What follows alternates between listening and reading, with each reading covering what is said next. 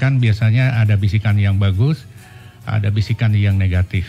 Nah, tapi ini bisikannya ini beda dengan yang dua-duanya. Tapi kita bahas saja analisa ini dengan Bapak Cia Afianto. Semangat pagi Pak Cia Afianto. Ya, semangat pagi Pak Bram. Semangat pagi juga kawan global yang setia mendengarkan, juga para distributor cakap yang ada di seluruh tanah air. Iya. Semangat pagi. Salam sehat senantiasa. Iya, luar biasa Pak. Kesehatan adalah segala-galanya. Kesehatan katanya adalah harta yang terbesar. Tapi ada juga yang mengatakan bahwa dualisme ini menjadi sebuah perdebatan. Mana mahal antara kesehatan dan juga mana yang murah, kesehatan atau sakit. Nah gitu ya. Oke, nanti itu kita bahas ya Pak ya. Tapi yang paling menarik adalah bagaimana kita membahas sesuatu yang masih hangat juga, yaitu tentang investasi bodong dengan kategori yang begitu banyak, yang disebut dengan skema-skema yang banyak dan lain sebagainya. Ya, kebetulan Pak Afi sudah melakukan sebuah konferensi dari APRI sedunia, namanya nanti kita akan sebutkan, dan beliau memberikan oleh-oleh kepada kita apa itu investasi bodong, apa itu strategi untuk menghindari, dan apa itu upaya-upaya yang dilakukan oleh APRI Indonesia. Nah, silakan Pak Afi diberikan paparannya. Ya, senang sekali hari ini, saya sangat bersemangat sekali. Kenapa? Karena apa yang saya mau sampaikan adalah sesuatu keinginan semua manusia untuk menjadi kaya. Ya, itu sesuatu. Ya, sehat tanpa kekayaan tidak ada artinya. Kekayaan tanpa kesehatan juga tidak ada artinya. Tapi sehat dan kaya itulah yang sangat berarti. Kenapa? Biasa. Karena kita sehat dan kita kaya, kita bisa menjadi berkat bagi banyak orang, kita bisa menolong banyak orang. Karena di bisnis yang kita jalankan direct selling ini adalah the more people you have, the more income you are. Nah, itu artinya.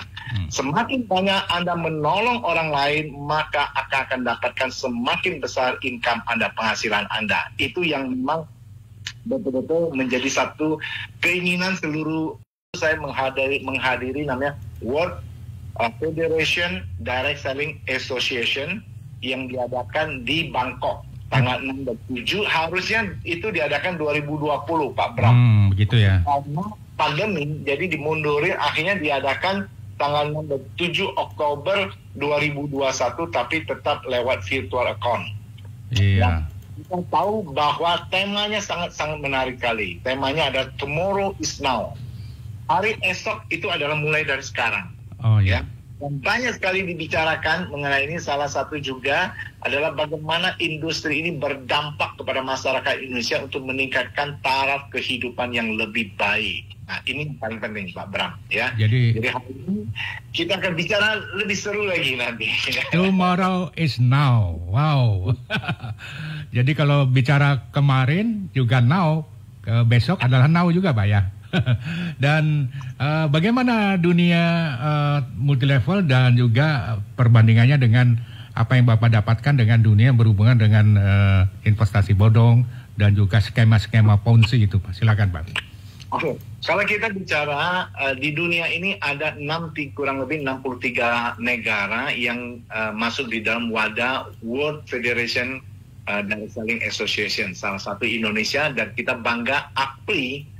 Posisi APRI sekarang ini adalah sebagai gold member ya, karena di FBSA itu ada platinum yang paling tinggi, itu perusahaan multinasional. Setelah itu gold member, setelah itu ada silver member, dan ada bronze member.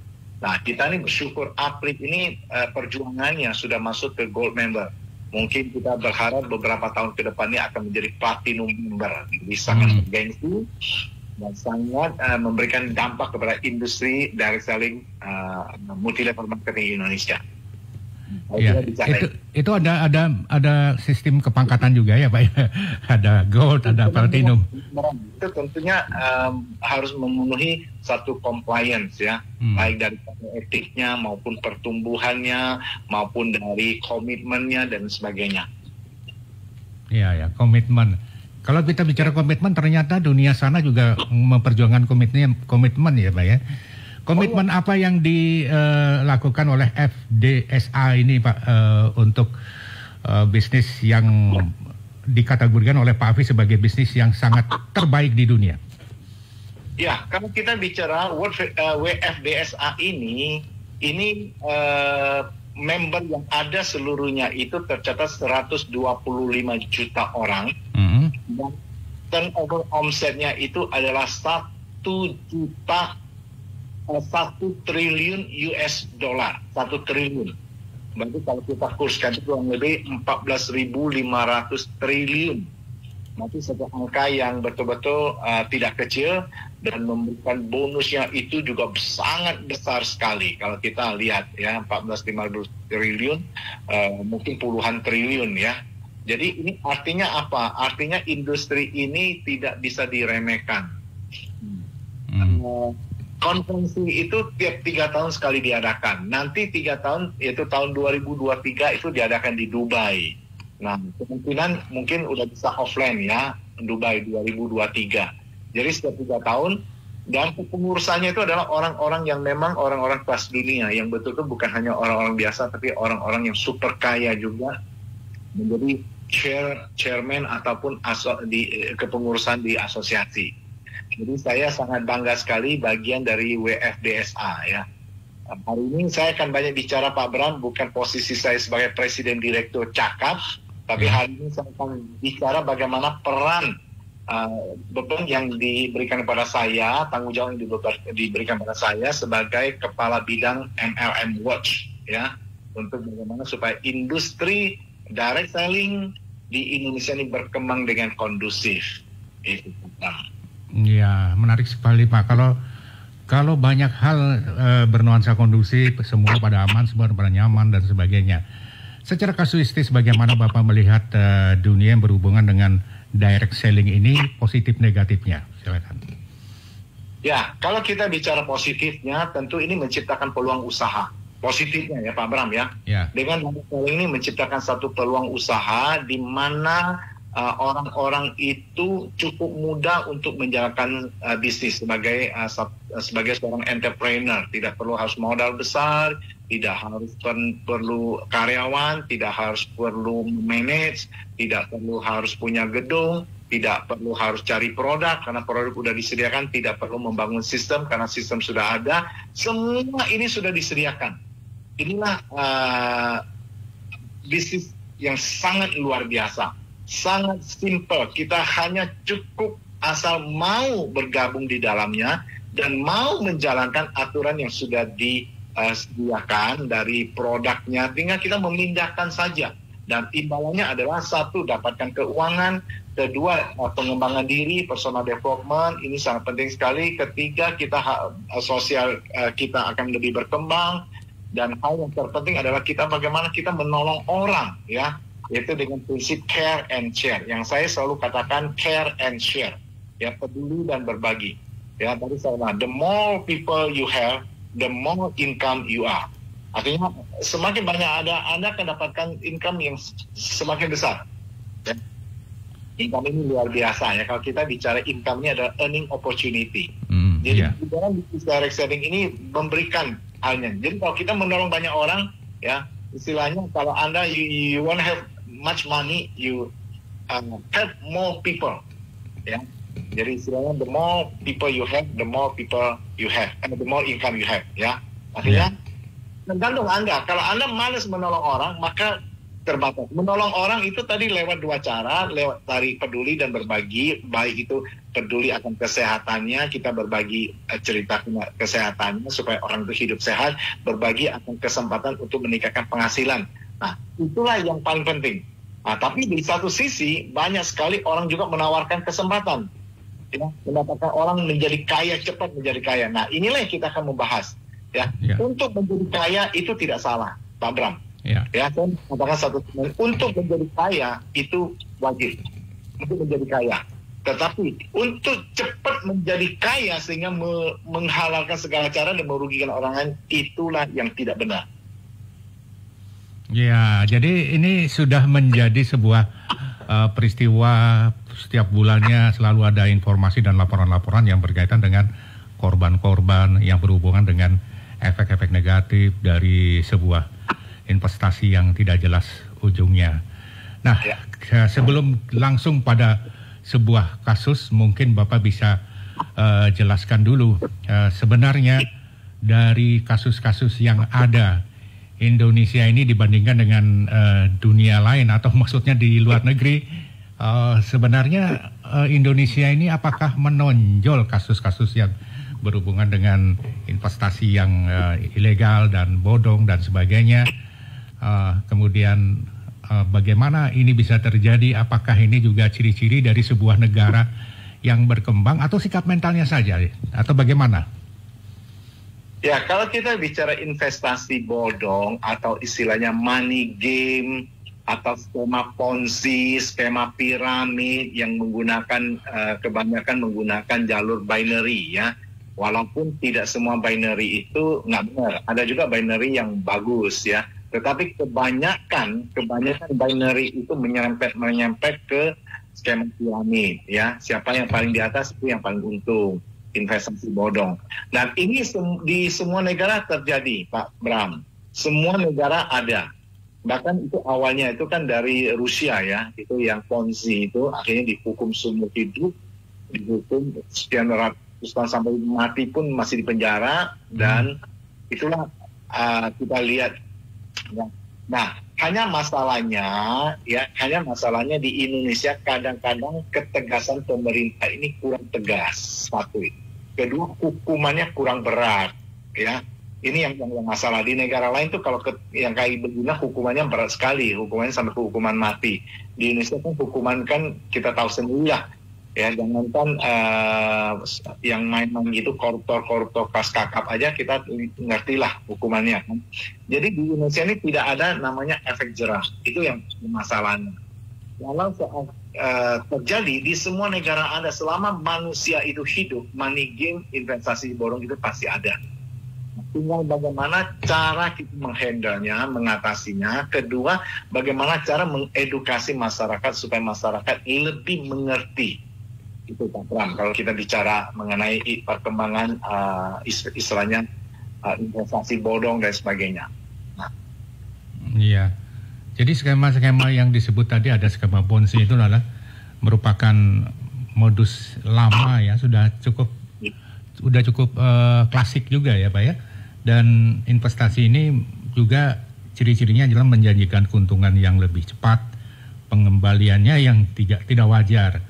Kemudian ketidakwajaran ini kenapa tidak disadari dalam hal keuntungan untuk investor ini, dan apakah ini juga ciri-ciri bahwa kalau kita memasuki dunia ini ikut-ikutan menjadi tanda kutip tidak benar mentalnya gitu, atau bagaimana menurut Anda? Ya, sebenarnya kalau kita lihat ini terjadi sudah lama Pak, 20 tahun yang lalu ya, tahun 98 sudah mulai marak ya. Sudah, tapi tahun 2000 ke atas itu lebih marak. Sekarang itu lebih dahsyat lagi, lebih marak lagi. Itu seperti jamur di musim hujan ya. Kenapa hal itu terjadi? Satu, kita tahu begitu krisis ekonomi, banyak orang pengen bisnis tapi tidak tahu mau bisnis apa. Banyak orang ingin kaya tapi tidak tahu cara bagaimana untuk bisa jadi kaya. Banyak orang pengen instan tapi tidak mau kerja keras. Jadi semuanya itulah momen yang paling tepat ditawarkan bisnis ini berjamuran. Bahkan banyak sekali muncul, nggak usah investasi, nggak usah bayar, duitnya dari mana, nggak usah bayar. Cukup nonton iklan saja. Saya ketawa karena cukup nonton iklan, Anda nonton iklan dibayar, berarti itu membuat orang jadi males nonton iklan terus. Kalau saya anti Pak Bram, saya paling anti nonton iklan. Kalau misalnya saya ada nonton film begitu iklan, saya pasti pindah channel ya, atau nonton berita. Saya paling benci, paling males nonton iklan karena itu kan tidak mengedukasi. Tapi ini iklan, Anda cukup nonton iklan 10 kali terus Anda bagikan, Anda dapatkan poin, dapatkan duit, itu omong kosong. Percayalah, itu omong kosong. Duitnya dari mana? Ya kan? Walaupun dari sponsor. Tapi pertanyaannya, siapa yang mau sponsori kayak gitu? Ya kan? Nah, jadi saya mau katakan gini, Saya setuju sekali yang Pak Bram siarkan. Orang-orang yang bisa kena itu adalah biasanya cuma dua hal, Pak Bram. Satu, karakternya rakus, serakah, tamak. Iya. Orang yang serakah, rakus, pengen duit cepat, nggak mau kerja keras, itu pasti masuk di dalam kena tipu, pasti kena tipu. Hari ini saya ngomong agak sedikit keras, Pak Bram. Ya, jadi kalau ada orang kena tipu, ya saya cuma berharap satu, bertobatlah, jangan lagi nipu orang lain gitu kan, bertobatlah kembali ke jalan yang benar. Karena saya ini merusak industri direct selling MLM dan juga itu merugikan banyak orang, ya. Jadi pertama satu, serakah. Ya, kita sudah ada porsinya untuk kaya itu harus kerja keras, Bung. Nggak ada kerja keras itu kalau nggak kerja keras jangan mengharapkan kaya. Ya, orang yang malas pasti hidupnya miskin, ya. Kerja keras itu.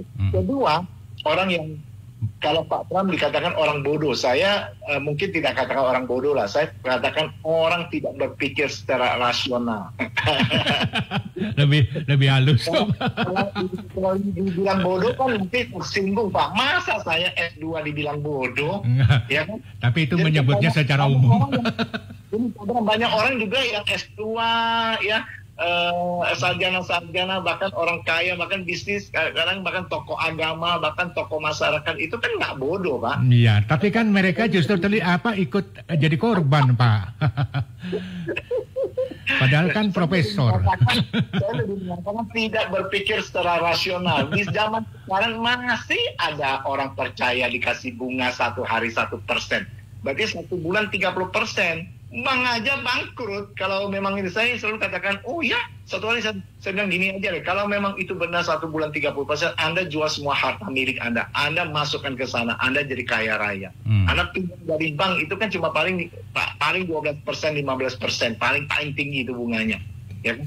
15%. Anda masih dapat separuh, main aja di sana, nggak usah ngajak orang. Kalau Anda bisa kaya, nggak usah ngajak orang.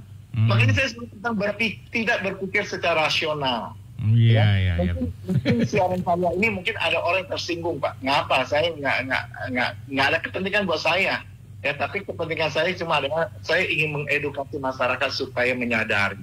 Ya, jangan jadi sasaran money game itu, ya, skema. Nah, ini satu. Ya, jadi satu, serakah, kedua tidak berpikir secara rasional, berpikirlah secara benar. Masa ada 30% sebulan, uang siapa itu? Ya uang kita juga, uang tetangga, uang saudara, uang keluarga, itu satu. Itu kedua. Ketiga adalah kita lihat kadang-kadang yang main itu pinter, Pak Bram. Ya, jadi dia bisa lolos. Kadang-kadang mereka dapat izin, saya juga bingung, nggak tahu izinnya waktu pengajuannya izinnya benar, tapi praktek di lapangan itu menyeleweng. Ya, sehingga disinilah tugas pemerintah di bawah Kemendak ini pengawasan. Terus harus koordinasi. Makanya dibentuk ada namanya Satgas Waspada Investasi, Satuan Tugas Waspada Investasi di bawah OJK. Ya, karena ini menyangkut dana uang, jadi itu OJK yang memprakarsai. Di bawahnya itu ada beberapa lembaga, ada Kemendak, ada BKPM, ada Kejaksaan, ada Bariskim. Ya, ada Bapeti, ya, dan OJK dan lain sebagainya. Dulu APRI masuk di dalam, ya, karena dulu duduk di dalam juga bahas dan sebagainya. Tetapi karena beberapa hal yang kadang kita sudah perjuangkan gini, udah jelas cuma game tiba-tiba kok bisa lolos gitu. Akhirnya kita mengambil sikap, ya udahlah kita nggak dulu lah. Gitu. Saya dulu diundang OJK sebagai narasumber juga, ya, di beberapa kali sosialisasi. Wah, jadi kita beruntung sekali ini mendapatkan Pak Afwi ini untuk bicara. Iya. Nah, kemudian berikutnya adalah produk juga ada, tapi juga tidak jelas. Ada yang mengatakan tidak jelas, ada tapi tidak jelas. Nah, kemudian ciri-ciri yang menurut Pak Afwi menjadi sorotan itu apa dari sebuah produknya itu? Ya, kadang-kadang ini istilah money game atau investasi bodong ataupun skema ponzi, ada yang berbentuk barang, ada juga yang tidak. Kalau investasi bodong itu biasa tidak berbentuk barang. Mungkin ada berbentuk barang dalam arti emas, sertifikat emas, ya, atau mungkin apa yang lain lah, ya kan. Tetapi sebagian besar memang tidak berwujud. atau yang berbentuk jasa yang kita lihat itu seperti umroh yang kita tahu yang sudah terjadi first travel, SBL, masih banyak. Itu cuma 2 yang expose Pak Bram, masih banyak di luar itu yang kecil-kecil, itu yang besarnya ya kan. Nah tetapi ada juga yang berbentuk barang yang misalnya barangnya itu cuma harganya paling 100.000, contohnya lah bisa kalung yang ini misalnya saya pakai, tapi ini bukan kalung ini ya, kalau yang ini asli Pak. Jadi dikasih saya pengusaha gaharu di Bali ya, Pak Chandra. Nah, boleh tanya Pak Chandra, ini asli yang palsu nih. Oh, kalau gaharunya asli itu. Pak Chandra Salu ya, temannya Pak Ali ya. Nah, tapi banyak yang jual-jual yang magnet, yang apa, yang harganya mungkin kita cuma bisa dapatkan mungkin ratusan ribu, tapi dijual sampai jutaan, bahkan sampai 5 juta dan sebagainya. Jadi melangit sekali perbedaannya Pak ya? Ya, karena kamuflase Pak. Ya. Jadi kamuflase, makanya saya katakan hati-hati. Saya pernah ditawarin, saya bilang enggak lah, saya tahu persis kok harganya itu berapa. Ya, cuma karena dia payout-nya itu menggiurkan, banyak orang tertarik. Ya, nah hati-hati saya selalu katakan. Jadi tidak semua itu money game itu tidak berbentuk barang. Ada juga berbentuk barang tapi kamuflase.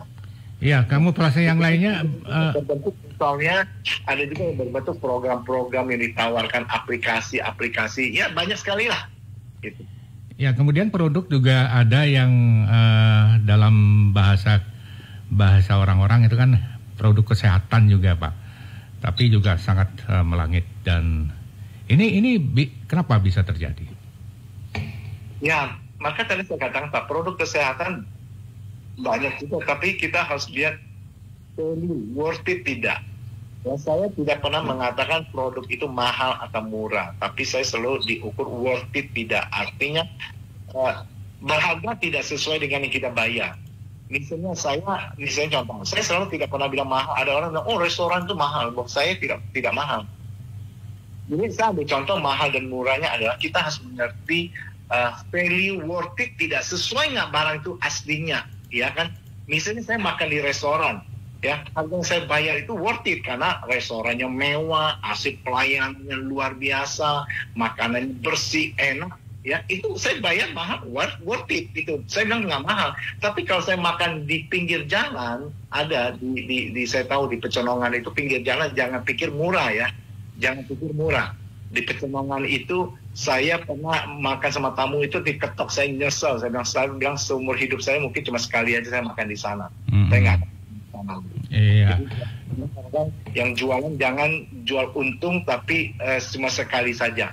Kenapa? Harganya jauh lebih mahal daripada saya makan di restoran. Kenapa tidak worth it? Panas, debu lah, makanannya ini. Ya, jadi buat saya itu saya tidak pernah menilai mahal atau tidak. Ya, makanya saya katakan gini. Kita harus mengerti kualitas, ya ini. Jadi ada orang katakan, beli stick kok mahal ya? Yang mahalnya dibandingkan kalau teh celup ya pasti jelas lah, ya kan? Jadi saya ingin mengedukasi orang, makanya saya selalu katakan saya bayar walaupun mahal, saya senang, worth it, karena value-nya sama. Nah, ambil contoh saja Pak Bram, kita sebagai orang yang mampu beli, ya saya mau katakan gini, orang yang mampu beli semahal-mahalnya satu produk, dia tidak pernah bilang mahal. Orang beli Mercy, pernah nggak dia bilang mahal? Nggak pernah mahal. Orang bisa beli Ferrari, mahal nggak? Enggak, karena kualitasnya memang begitu. Kalau ada Mercy, tahu kan Pak, Bapak mau beli Mercy nggak Pak? Baru Pak, harganya 200 juta, saya nggak mau beli. Itu pasti bukan Mercy. Mana ada harga Mercy yang 200 juta? Iya. Itu satu. Jadi kita ngerti Pak. Contohnya yang paling simpel Pak, ada di badan saya ini. Nah ini pena ini kan. Nah pena ini kalau orang nggak ngerti, saya ngomong harganya, orang kaget. Masa begitu sih? Nah, tapi orang yang ngerti, ini pena ini bukan pena yang palsu ya Pak ya, saya nggak mau. Karena, nah ini mereknya ini Pak, ya kan bintang. Ini orang udah tahu kalau orang, nah ini pena ini beda Pak. Makanya pena ini kalau saya pinjamkan orang, saya punya pengalaman kurang baik. Dulu saya pernah pinjamin, saya nggak kontol, hilang Pak dulu pernah. Jadi kalau saya pinjamin orang, saya temui gitu kan. Data pasangan ya saya apa karena itu mahal Pak. Dan ini nilainya naik terus Pak Bram. Dulu cuma berapa 3 jutaan berapa ya. Sekarang itu harganya sudah 5 jutaan gitu. Iya. Jadi kita lihat dulu produknya seperti apa, worth it atau tidak ya. Nah, jadi saya selalu sesuatu produk yang brand itu worth it. Black tea itu jangan disamakan dengan teh celup, dengan teh yang lain, dengan teh yang orang ngaku terbaik dan sebagainya. Nah, kemudian investasi yang berhubungan dengan yang dalam kategori bodong, akhirnya dikategorikan bodong itu biasanya itu menggunakan skema Ponzi. Kemudian di samping itu juga ternyata berbasisnya di luar negeri, walaupun juga kita melihat berbasisnya di Indonesia kena juga. Nah, Bapak bisa berikan penjelasan, apakah karena berbasis di luar negeri sehingga leluasa melakukan sebuah gerakan-gerakan yang berhubungan dengan membuat membujuk-bujuk dan sebagainya. Dan kemudian setiap negara itu kan memiliki sebuah peraturan agar bila sebuah perusahaan itu melakukan sebuah bisnis di luar negeri, ada sebuah aturan untuk tidak melakukan hal-hal yang tidak diinginkan atau bernuansa negatif. Bagaimana dengan Pak Afi sendiri, amatannya seperti apa? Karena informasi itu juga sering kita dengar. Silakan Pak. Ya, jadi sebenarnya cukup mudah Pak Bram. Kalau kita mau sadar, masalahnya banyak orang tertipu. Itu pertanyaan, apakah betul-betul mereka tidak ngerti? Saya tidak yakin. Saya tidak yakin bahwa mereka tidak ngerti. Kadang-kadang ya tadi ada dua unsur itu Pak. Jadi satu unsur karena serakah, pengen cepat kaya, malas kerja. Terus kedua, tidak berpikir secara rasional. Masalahnya bukan mereka tidak ngerti. Kedua, kadang-kadang itu ada oknum yang bermain. Jadi saya tahu di money game itu, investasi itu ya orang-orangnya itu yang mafia-mafianya itu ya memang kelompok-kelompok tertentu. Jadi itulah yang kadang-kadang mengorbankan, kadang-kadang yang mereka gunakan tuh dengan cara-cara yang pinter. Mereka kadang-kadang misalnya ada orang public figure, misalnya artis. Kita dengar kan kemarin kan artis yang kena. Jadi artis itu digunakan dibayarin gratis, pejabat, ada juga bupati kena, ada juga gubernur juga kena, ya kan?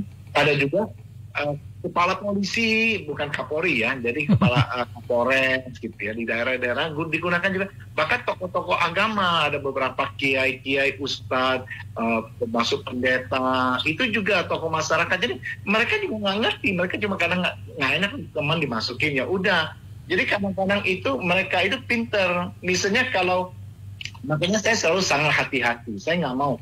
Kalau saya sampai nama saya dipakai orang bilang, tuh lihat presiden itu cakep aja main-main, kalian nggak percaya, ya kan? Nah itu yang saya selalu hindari, Trump. Dari dulu saya mau fokusin. Jadi sebenarnya saya mau jujur katakan, tidak semua orang itu tertipu. Ya, jangan. Banyak orang bilang, kita nggak tahu tertipu, sahabat. Ya, mungkin ada sebagian yang dia tidak tahu, jadi dia ikut. Jadi contohnya, si ini ikut, masa kita nggak percaya sih? Ya kan? Jadi misalnya contohnya kalau Pak Bram ikut, masa tuh punya radio global itu selalu ngomong-ngomong gitu, masa dia nggak tahu? Pastilah dia ikut, ngapa kok aman dong? Ya itu. Makanya hati-hati dengan posisi yang kita sandang itu kita harus. Jadi eksistensi kita ini harus dijaga dengan baik gitu ya Pak ya.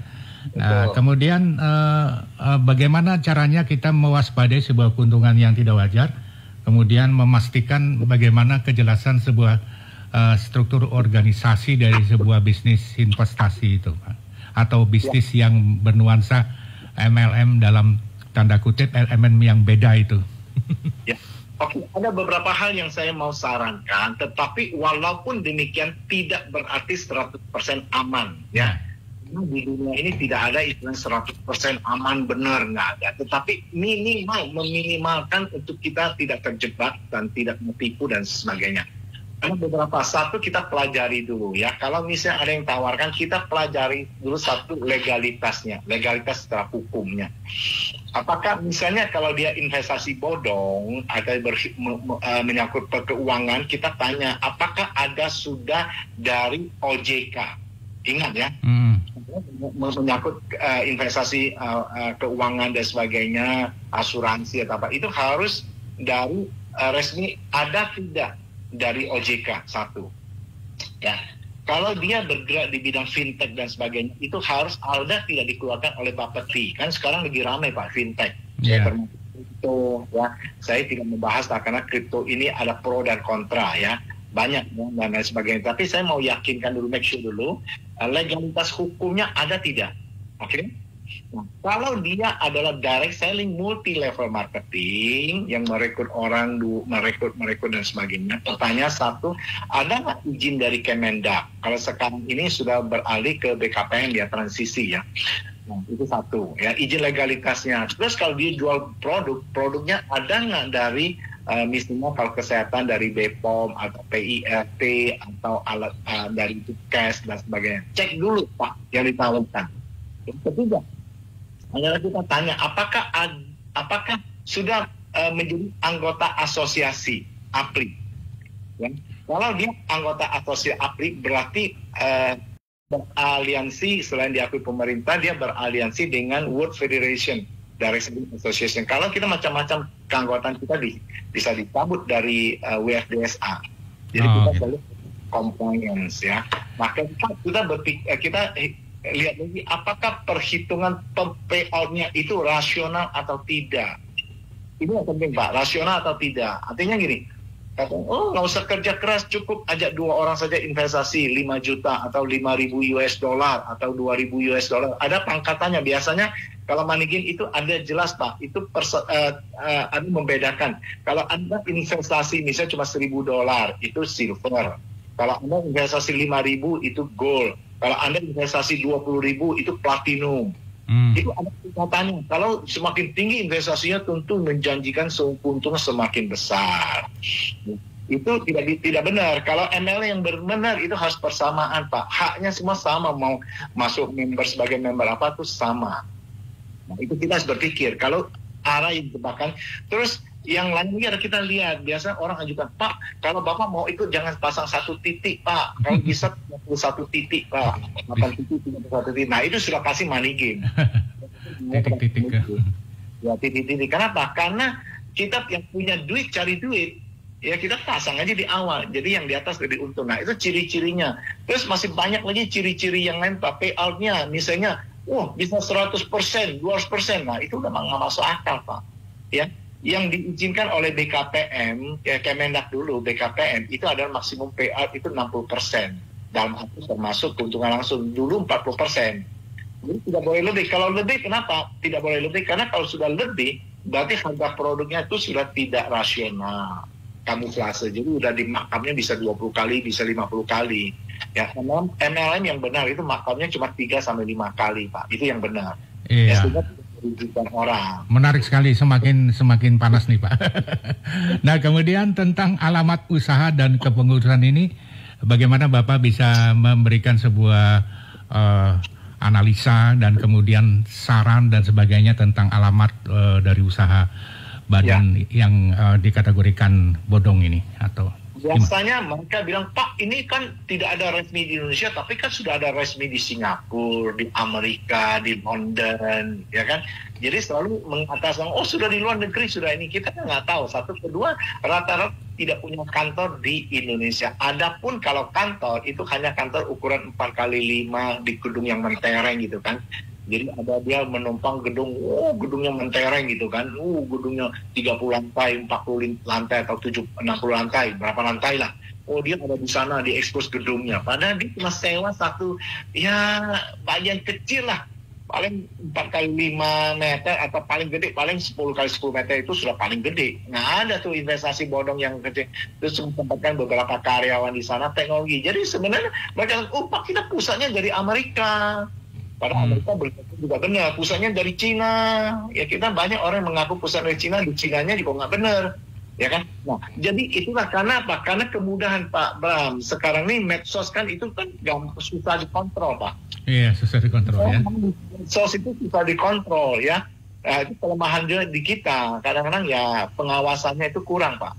Jadi saya lihat itu betul-betul kebanyakan mereka nggak punya. Kalau mereka punya kantor yang resmi, sudah punya sertifikat, mereka nggak mungkin kabur, Pak. Kalau mereka cuma sewa, begitu terjadi apa-apa, mereka kabur. Ya kan, oknumnya gitu. Nah, jadi ciri-cirinya gampang. Kalau orang selalu mengaku, oh ini dari luar negeri, di Indonesia belum ada izin. Ini udah resmi kok izin dari luar negeri. Saya pernah ngomong sama orang, tapi karena dia ngotot terus, karena dia merasa dia sudah ini dapatkan dari sana, ngotot terus ini bilang, ya saya bilang keserahan, dan saya cuma kasih tahu aja hati-hati. Kenapa saya tidak bisa melarang orang, Pak? Saya tidak bisa melarang orang tidak bermain, itu hak orang kok, pilihan kok. Saya kalau orang kasih pendapat, saya kasih pendapat yang benar. Masalah dia mau terima ada tidak, ya suka.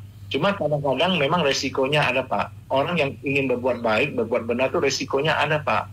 Karena dibenci orang, Pak. Teman saya itu pernah dibenci orang karena dia kebukan yang benar, Pak. Atau ya ada ini dia mengupas sesuatu yang benar. Beberapa orang dia menurut benar, dibenci semua orang, Pak. Pak, kalau sudah jatuh cinta itu tai kucing rasa coklat katanya, Pak. Kami ada kepentingan, Pak. Anda mau ikut ngantuk buat saya nggak untung. Anda mau duit banyak, saya juga nggak dapat komisi. Anda mau duit juga saya tidak ikut nanggung. Tetapi kan saya ingin ceritakan yang benar karena saya ada di industri yang benar. Jangan sampai nanti kena tipu. Akhirnya ujung-ujungnya bilang MLM. Nah, ini salah. Masyarakat kemarin udah kena tipu money game, oh jangan ikut tuh MLM tuh, saya kena tipu tuh. Itu bukan MLM. Iya. Ya, saya nggak mau disalahkan karena saya lihat ini, makanya saya nggak, saya nggak ada masalah kok, Pak Bram. Iya, oke. Kayaknya ada penelpon nih sebentar ya. Ya, kita terima telepon dari Pak Tata Prabu dari Inspirasi Prabu. Silakan Pak. Halo.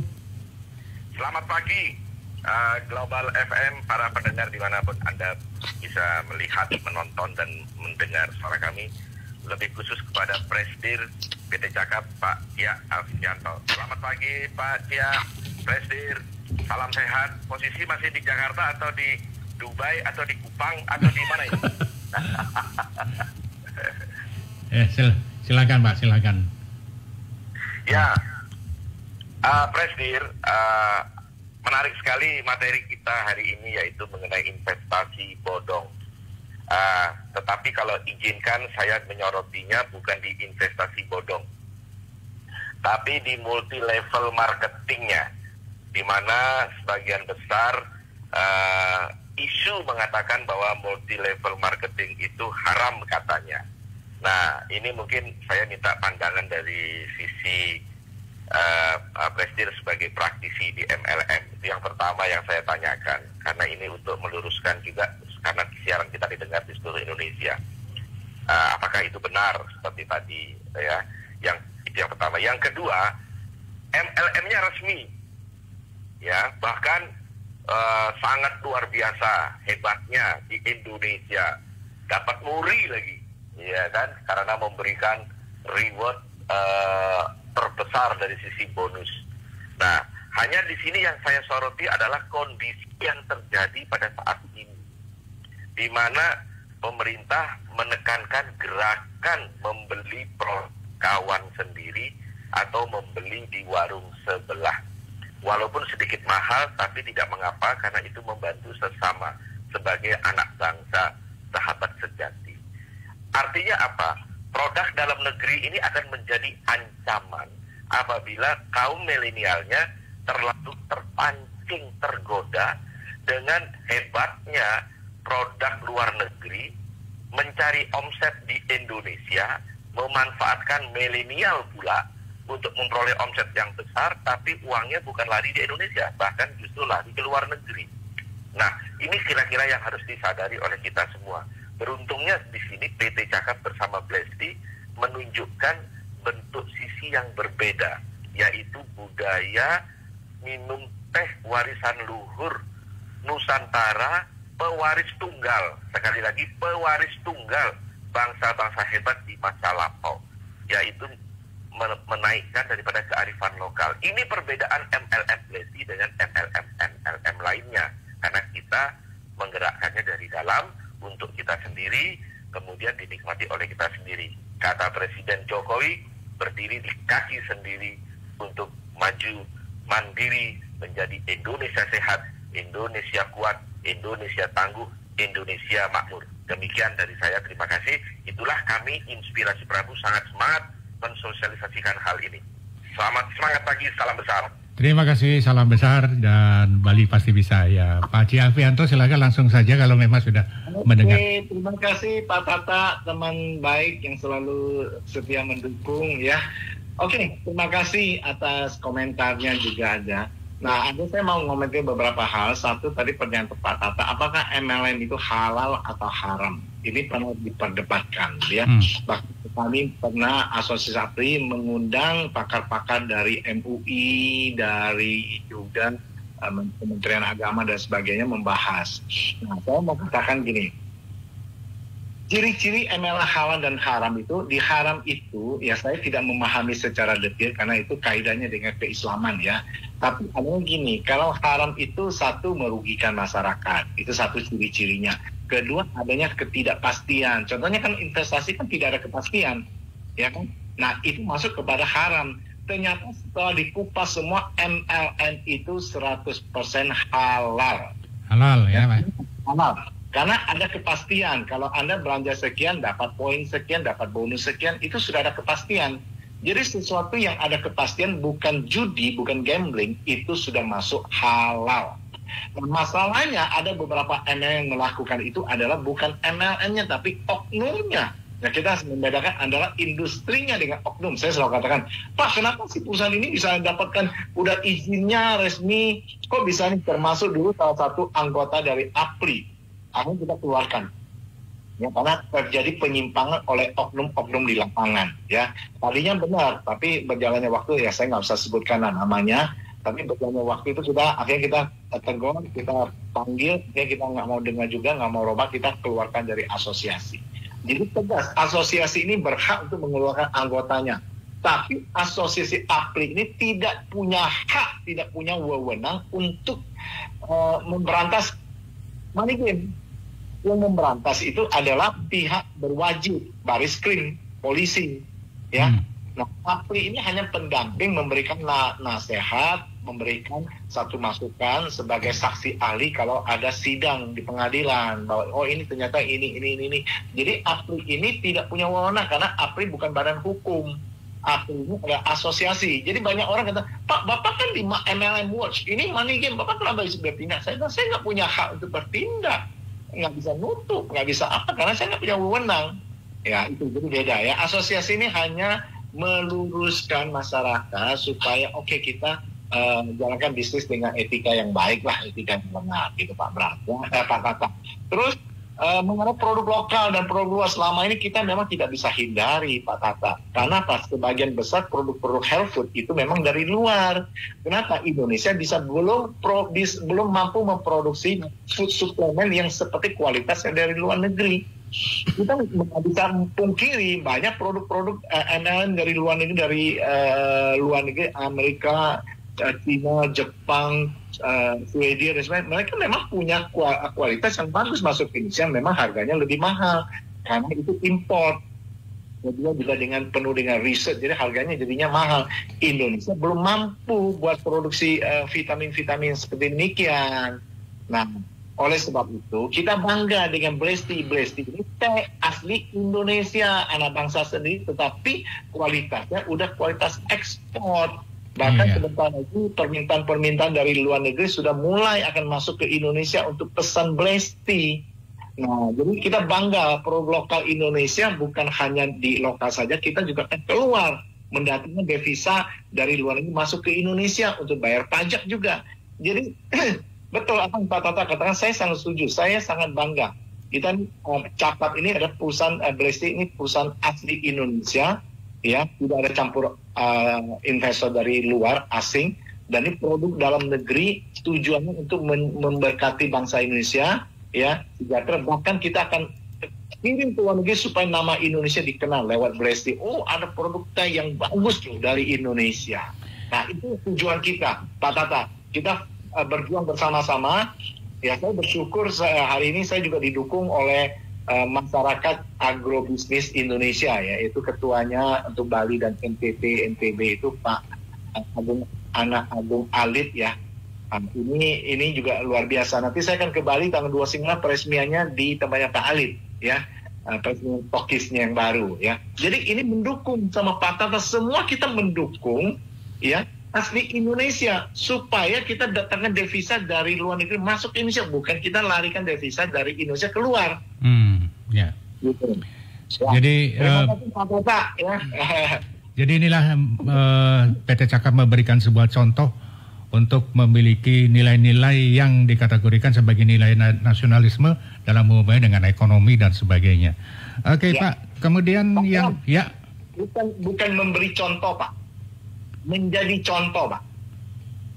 Kalau memberi contoh Iya. itu masih bisa dikonotasikan teori Tapi ya. menjadi contoh kita harus jadi pelakunya. Oh ya, menjadi ya. Berubah. Menjadi contoh. Berubah, Pak. Harus ada unsur langsung ya, ada menjadi, jadi actionnya ada. Jadi contoh. Ya, oke. Jadi ini ilmu baru yang sebenarnya kawan global bisa ikuti. Jangan memberi, tapi menjadi ya. Oke. Nah, kemudian masih terkait dengan food supplement dan apapun yang berkaitan dengan minuman dan kesehatan dan lain sebagainya. Nah, apabila sebuah produk itu katakanlah dari luar negeri, asli dari luar negeri atau Amerika ya Pak ya. Kemudian ketika seseorang menanyakan, ini ada BPOM-nya enggak? Oh, enggak ada, tapi ini sudah bagus karena ada FDA. Nah, bagaimana Bapak menyikapi bahwa apakah suatu produk yang sudah ada FDA-nya wajib juga mendaftarkan produknya itu di BPOM dengan khas ciri Indonesia atau bagaimana? Oke. Harus, Pak. Wajib. Wajib. Walaupun dia ada FDA, ada segala approval dari Amerika, karena dia berbisnis di Indonesia harus mengikuti regulasi Indonesia. Ya. Oh, gitu. Nah, cuma bedanya adalah kalau dia pada saat nanti dapatkan BPOM-nya itu ML. Kalau dia makanan atau minuman itu ML, makanan minuman luar negeri. Kalau Black Food itu MD, makanan minuman dalam negeri. Oh, gitu. Wajib, mau apapun kalau dia tidak ada BPOM-nya itu berarti itu tidak legal.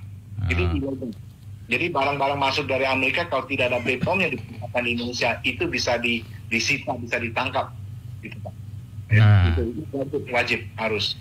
Inilah yang masyarakat perlu tahu ya Pak ya, dan bahwa kondisi-kondisi seperti ini sepele tapi juga untuk masa depan bisnisnya. Oke, bicara masa depan Pak, kalau Anda bisa menganalisa sampai sejauh mana sebenarnya keselamatan dalam tanda kutip bisnis yang bodong ini bertahan lama Pak. Nah kemudian yang terjadi seperti apa dengan MLM yang murni ini, silakan Pak. Ya, kalau saya mengatakan kita tidak bisa memberantas money game, investasi bodong atau yang skema piramid, ponzi, nggak bisa Pak. Tetap akan ada. Yang bisa adalah kita meminimalkan korban-korban yang terjadi. Kenapa? Karena istilahnya itu orang main judi hari ini dia kalah, besok dia berharap menang. Besok dia kalah lagi, dia berharap lusa menang. Jadi itu sudah merupakan satu kebiasaan Pak Bram. Nah, kecuali ada orang yang betul-betul hancur-hancuran, habis-habisan sampai di penjara, sampai keluarganya mau dibunuh, bahkan ada yang sudah dibunuh karena money game. Akhirnya dia bertobat, kembali ke jalan yang benar, betul-betul bertobat. Dia mungkin akan berubah. Tapi kalau selama orang tidak bertobat, Pak, nggak bisa, Pak. Mau ditangkap, hari ini tangkap, besok keluar. Hari ini tangkap, besok muncul lagi. Hari ini tutup pulsanya, besok ganti yang lain. Itu juga, yang orang-orangnya itu juga. Iya. Memang saya katakan investasi bodong itu selama 2 hal itu, yang tadi saya katakan 2 hal itu kalau bisa diedukasi dengan menyadarkan, satu adalah jangan serakah, jangan tamak, bukan bagian kita. Kerja keras, itu menghindari ketamakan, itu harus kerja keras usaha. Kedua, berpikirlah secara rasional, ya. Saya tidak katakan bodoh ya, karena yang itu banyak orang pintar Pak, bukan bodoh Pak. Cuma mereka pintar tapi mereka tidak berpikir secara rasional aja. Ya. Iya Pak. Nah kemudian seperti apa sebenarnya kondisi ya, dan jadi selama 2 hal itu tidak ini Pak, tetap akan ada korban.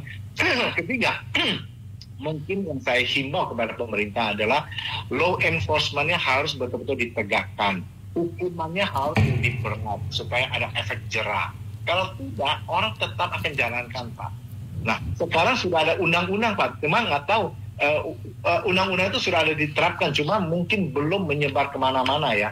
Itu ada undang-undang kalau orang mendirikan perusahaan, tidak ada izinnya aja, itu hukumannya 4 tahun penjara, Pak. Dan hukumannya 10 miliar denda. Kalau dia menjalankan bisnis money game mengorbankan orang lain, itu hukumannya lebih berat, Pak. 10 tahun penjara dan dendanya 10 miliar. Itu ada di Undang-Undang nomor 7 dan ada di Permendak juga, ya. Terakhir sebelumnya nomor 32, nomor 80, ya. Itu ada, Pak. Nah, Itu ada. Sudah ada pelakunya yang dijerat. Bahkan saya mau informasi kepada masyarakat, bukan hanya pemilik bisnisnya, tapi pelakunya, leadernya itu juga pernah dijerat. oh iya, jadi ada istilah. Sudah ada beberapa perusahaan yang sudah di ownernya dan leadernya itu ditangkap, dipenjarakan, Pak. Jadi ada istilah. Masalahnya hukumannya berapa tahun ya itu bukan urusan saya lah, itu kan. Iya, iya. Jadi ada istilah namanya korban sekaligus pelaku ya, Pak ya. Iya. Korban sekaligus pelaku. Nah. Jadi ini pernah terjadi dua-duanya ini ditindak ya, Pak ya. Nah, kemudian mereka-mereka yang mengikuti investasi bodong ini, dikategorikan bodong itu juga memperoleh kekayaan yang nyata, bisa membeli mobil berkali-kali dan juga rumah dan macam-macam lah. Apakah kondisi seperti ini sudah sebuah fakta bahwa itu sebuah kesuksesan, atau analisa Bapak sendiri gimana? Kalau saya melihat, jujur saya katakan sejujurnya, Pak, orang-orang yang dapatkan harta dari itu, kekayaan itu, kalau menurut saya itu tidak berkat. Tidak berkat ya? Tidak berkat, tidak memberkati orang, bahkan merugikan banyak orang, ya. Jadi itu buat saya bukan sesuatu prestasi, tapi buat saya itu justru sebaliknya, ya. Nah, kalau kita mau prestasi, kuncinya satu, kita sukses harus membangun kesuksesan orang lain. Sukses kita harus membuat orang banyak berhasil. Tugas saya adalah membuat leader-leader saya sukses. Kalau leader-leader saya tidak sukses, berarti saya gagal. Itu. Walaupun saya mau dapat duit. Nah, jadi kalau kita bicara duit, kalau saya lebih semua adalah bicara adalah berilah maka engkau akan diberi. Ya. Satu takaran yang Anda berikan itu akan kembali kepada Anda dengan berlimpah. Jadi kalau semakin banyak kita memberi, tidak mementingkan diri sendiri, maka Tuhan akan membalas itu. Tapi kalau kita mengambil hak orang lain, bahkan ada orang yang sampai bunuh diri karena utang, bahkan orang suami istri berantem karena money game, mertua menantu ribut karena itu tidak menjadi berkat. Bisnis yang paling penting saya selalu katakan harus menjadi berkat. Seberapa pun kita dapat itu relatif, Pak. Kaya itu relatif. Ada orang memamerkan mobil, saya tahu, dapat Ferrari, dapat namanya ujung-ujungnya Ferrari itu hanya dipinjamkan aja untuk tameng. Oh gitu ya. Banyak orang terjebak. Saya tahu persis, saya nggak usah sebutkan nama perusahaan itu, sebagian sudah tutup lah. Tapi saya tahu persis kan, saya sudah ngomong, bahkan saya prediksikan paling sistem seperti demikian paling 2 tahun 3 tahun tutup. Benar setelah 2 tahun. Iya. Nah, jadi ada sebuah keterampilan melakukan atau kemampuan membangun emosi ya, Pak ya. Ya. Sehingga keberhasilan merekrut banyak orang di sana. Nah, yang berikutnya adalah bagaimana caranya agar kita, kan Bapak tadi udah bilang bahwa ini tidak bisa dimusnahkan, tidak bisa dihilangkan. Nah, apakah harapan itu ada untuk generasi-generasi muda agar juga lebih awal diedukasi apabila suatu saat nanti orang tuanya atau mereka-mereka yang dikategorikan generasi lama ini tidak tergiur, sehingga generasi muda ini harapannya untuk bisa menghalau. Apakah memungkinkan itu? Oke, kalau kita bicara mungkin atau tidak, itu seberapa jauh, seberapa lama, ini satu tergantung pada ketegasan pemerintah untuk bertindak, itu satu. Ya, selama kalau itu tegas, regulatornya jelas dan semuanya, efek jerahnya ada, itu akan mengurangi. Kedua, kita mengedukasi masyarakat, mengedukasi masyarakat agar hati-hati, waspada, dan jangan sampai terjebak. Yang biasa karena di Indonesia ini selalu itu kalau kejadian baru bertindak. Saya pernah bicara sama polisi, sedang Pak, kalau Bapak tunggu bukti korban, maka banyak orang bergelar tekan korban, Bapak baru bertindak, itu terlambat. Nah, itu syukurlah sekarang sudah ada undang-undang bisa adakan delik aduan umum. Jadi kalau kita merasa perusahaan itu menipu, kita sudah bisa melakukan tanpa harus jatuh korban dulu. Ya, artinya tanpa ada pengaduan pun polisi sudah bisa bertindak gitu ya, tanpa ada pengaduan. Bisa dirugikan ya. Nah, ini ada perbaikan, tetapi law enforcement-nya ini ujung-ujungnya ditentukan nanti kan.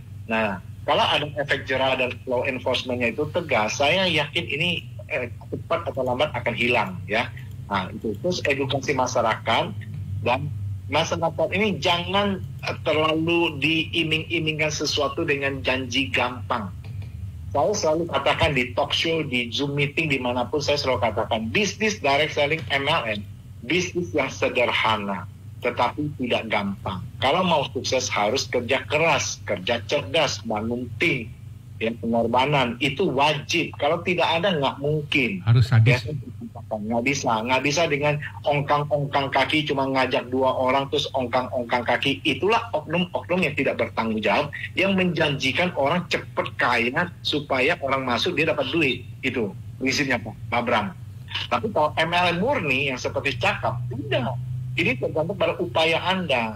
Orang yang mengajak kita dengan kita yang di bawah, mungkin saja di bawahnya penghasilan lebih besar kalau kita kerja lebih keras daripada di atas. Oke, lalu sistem piramid ya, gitu. Ya, dasar-dasar hukum untuk menjadi pijakan APLI dalam melakukan tugasnya dalam hal mengedukasi, itu ada nggak Pak? Ya, ada Pak, kita ada pedoman, kita ada 7 lingkaran yang kita edukasi terus kepada masyarakat ya, mengedukasi. Satu lagi tadi tambahan tadi cuma 4 ya, ada lagi tambahan, kalau itu bonus hanya didapatkan dari recruiting saja, tidak ada penjualan produk, itu sudah masuk ke ciri-ciri money game. Artinya apa? Kalau misalnya recruitingnya berhenti, maka orang sudah tidak dapat apa-apa, tinggal korban aja. Nah, kekuatan daripada MLM murni, MLM yang benar adalah kekuatannya di produk, Pak. Produk itu yang berbicara. Ya, karena produk ini akan terjadi namanya repeat order. Produk, transaksi. Jadi kita memberikan manfaat kepada masyarakat seperti produk-produk Blesti. Itu kita memberikan manfaat kepada mereka sebagai apa yang mereka dapatkan, sehingga orang yang memberikan manfaat itu dapatkan poinnya, dapatkan rewardnya, dapatkan istilahnya keuntungan langsung, dapatkan bonus. Kalau orang itu mau dapatkan lagi, mereka gabung lagi yang lainnya. Jadi tidak ada orang yang dirugikan sama sekali. Nah, itu MLM yang benar. Tapi kalau bonus didasarkan hanya rekrut, tidak jualan, itulah yang ciri-ciri kepada money game. Iya, ya. Luar biasa ini. Pak Afi adalah Presiden Direktur dari MLM yang disebut dengan Blesti. Ya, jadi kalau ada pemecahan rekor siaran terlama dan mengedukasi terlama, ya Pak Afi ini. Semoga saja ada sebuah upaya di mana kawan-kawan semua bisa saling mengedukasi ya. Dan kawan global Anda yang mau dan akan bicara dan bertanya tentang MLM, silakan, karena di sini adalah sebuah edukasi lebih penting daripada kita mendengarkan katanya-katanya. Dan ini langsung pada pejabat yang bersangkutan, yaitu MLM Watch di APLI ya, Asosiasi Penjualan Langsung Indonesia. Nah, kemudian Pak Afi bisa dijelaskan, apabila ini kan biasanya kan segala sesuatunya selalu ada dualisme ya Pak ya. Nah, Bapak bagaimana menilai adanya dualisme kadang-kadang dari sebuah organisasi dan lain sebagainya, termasuk juga APLI ini? Silakan Pak. Oke. Ya, kalau saya bicara asosiasi, sah-sah saja Pak. Di Indonesia mau buka asosiasi 1, asosiasi 2, asosiasi 3, asosiasi 5 itu sah-sah saja. Selama dia memenuhi persyaratan pengurusan dan sebagainya itu oke. Nah, tinggal kita harus komitmen. Kita bukan bermaksud menjelekkan atau apa, tetapi kita fokus kepada compliance. Itu yang paling penting. Komitmen kita adalah untuk meluruskan anggota-anggotanya ini supaya benar. Kedua adalah mengedukasi masyarakat supaya masyarakat itu lebih hati-hati di dalam memilih satu perusahaan. Nah, tapi saya bersyukur Pak, karena APLI sendiri kan sudah dibangun 37 tahun yang lalu Pak. per hari 37. Sedangkan saya baru masuk itu baru 10 tahun lebih, Pak. Jadi saya bukan seniornya, ada yang senior-senior di atas saya, tapi di industri MLM saya cukup lumayan 34 tahun, ya kan. Nah, sebelum MLM di Indonesia Apri sudah ada, Pak. Waktu itu direct selling, ya. Jadi MLM Indonesia masuk tahun 86. Ada 2 perusahaan masuk tahun 86. Pada asosiasi Apri itu sudah ada tahun 84. Ya kan? Nah, waktu itu baru cukup beberapa orang saja. Nah, tapi yang saya mau katakan, saya ingin memberikan kontribusi yang besar di Apri. Nah, kalau masalah ada asosiasi-asosiasi yang lain, ada orang menganggap itu asosiasi tandingan lah, asosiasi yang lain. Buat saya itu bukan tandingan, Pak. Karena tujuan kita adalah bagaimana menciptakan industri MLM yang kondusif. Kita compliant. Yang walaupun yang lainnya ada orang, Pak, kenapa perusahaan itu bisa masuk dapat asosiasi yang lain gitu kan? Yang mirip-mirip katanya dengan Apri. Ya, it's okay aja saya bilang. Ya, kenapa? Karena buat saya, ya semua itu pilihan. Ya, cuma kalau Apri itu memang selektif diketat. Bram. Oke. Jadi banyak orang yang mau masuk di Apri tapi tidak bisa masuk, tidak lulus. Kenapa? Karena sistemnya itu sedikit abu-abu, karena karena apa, dan banyak faktor yang lainnya, kode etiknya dan sebagainya. Jadi kita betul-betul sangat mementingkan kualitas. Iya, ya, betul ya. Jadi kualitas itu adalah segala-galanya daripada abu-abu gitu ya.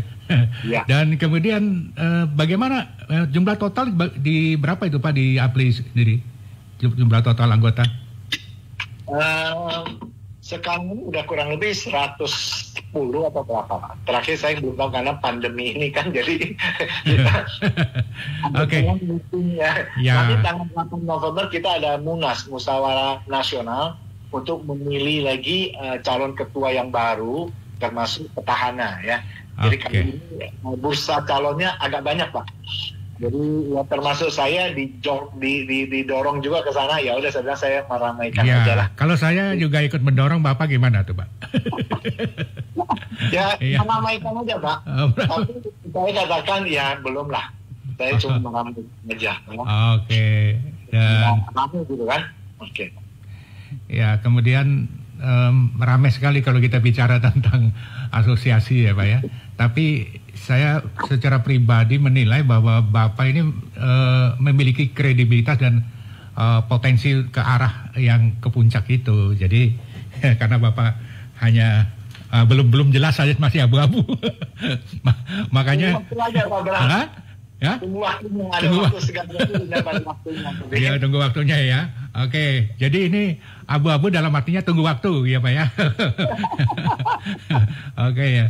Dan sekarang dengan jumlah segitu banyak Pak, dengan jumlah segitu banyak, 100-an, lalu apa sumbangsih dari para anggota Apri ini terhadap masukan secara pundi-pundi ke kas negara Pak?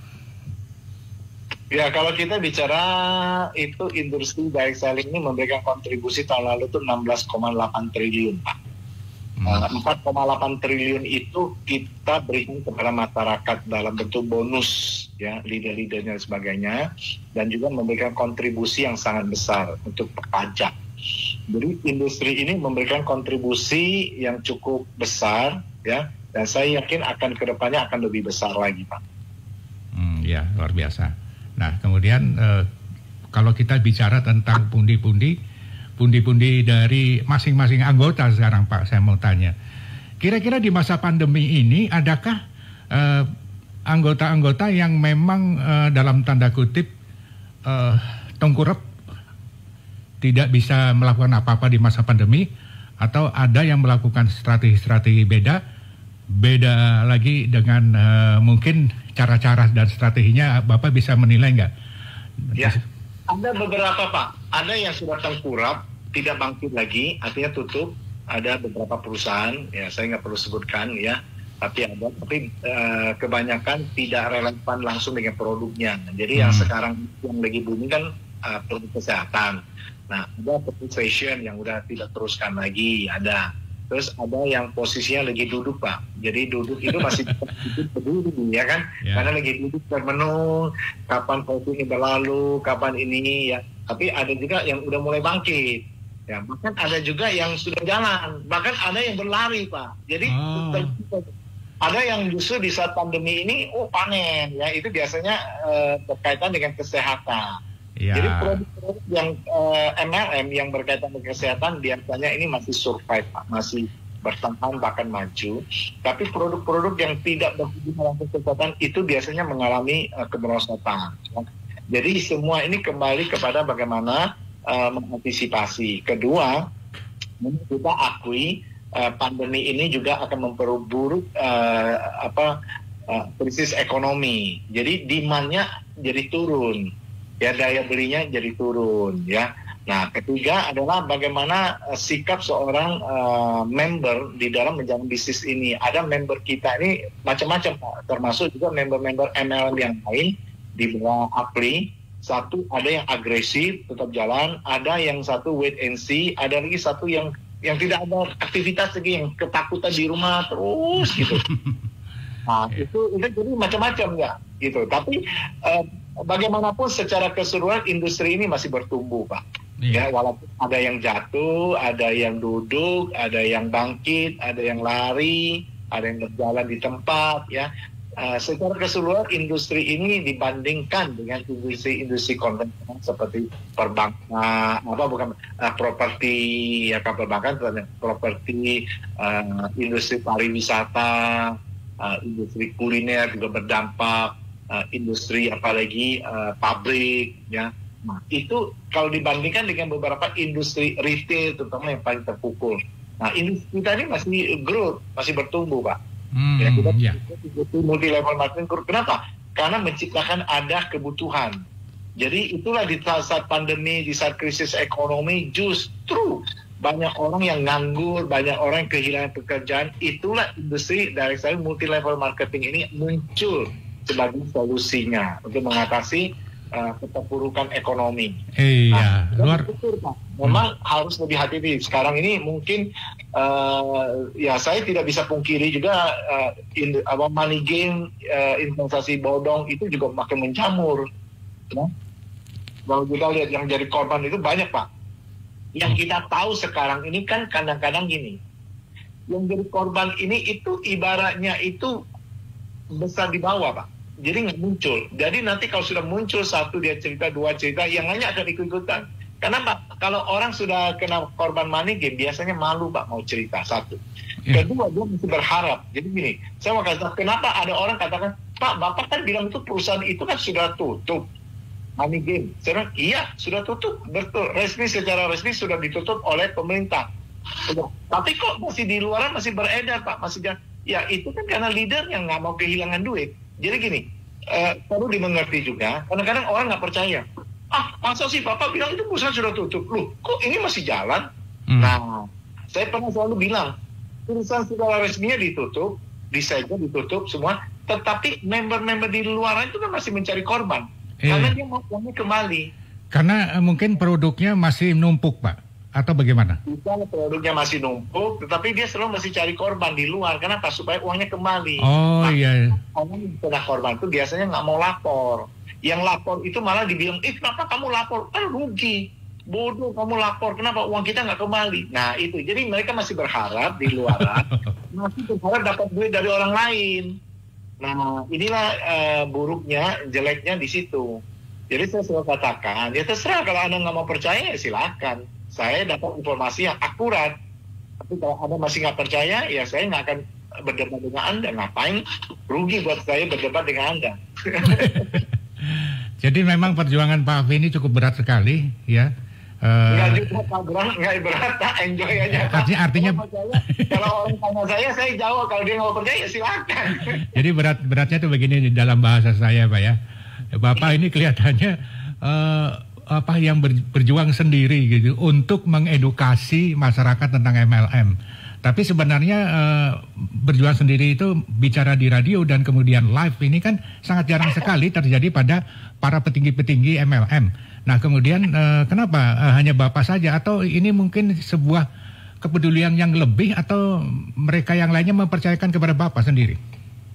Enggak, yang lain juga berjuang Pak. Kita di asosiasi juga meeting berjuang. Ya kebetulan itu saya diminta talk show di Radio Global bicara. Jadi kapasitas saya sebagai kepala bidang MLM World, saya punya hak wewenang untuk bicara, baik mengatas nama asosiasi APRI maupun mengatas nama pribadi, ya maupun mengatas nama Presiden Direktur Cakap. Jadi supaya intinya supaya masyarakat sadar lah, itu aja.